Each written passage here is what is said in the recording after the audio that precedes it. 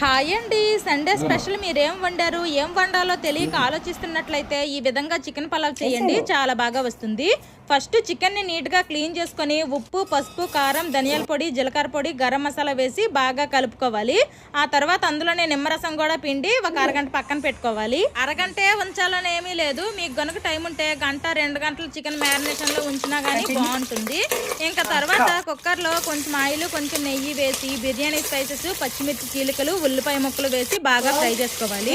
Next అల్లం వెల్లుల్లి paste కూడా వేసి పచ్చివాసన పోయేంత వరకు ఫ్రై చేసుకొని ఇంకా టమాటా ముక్కలు కూడా వేసి మగ్గించుకోవాలి. ఆ తర్వాత అందులోనే కట్ చేసి పెట్టుకున్న కొత్తిమీర, పుదీనా వేసి బాగా కలుపుకొని ఇంకా మ్యారినేట్ చేసిన చికెన్ కూడా వేసి కలుపుకోవాలి. చికెన్ లో నుండి వాటర్ అంతా రిలీజ్ అయ్యి ఇంకా చికెన్ 60 to 80% కుక్ అయినంత వరకు కూడాను ఇంకా నార్మల్ గా పైన మూత పెట్టి చికెన్ ఉడికించుకోవాలి. చికెన్ ఆల్మోస్ట్ 60 to 70% కుక్ అయిపోయింది అన్న తర్వాత మనం ముందుగా నానపెట్టుకున్న బాస్మతి రైస్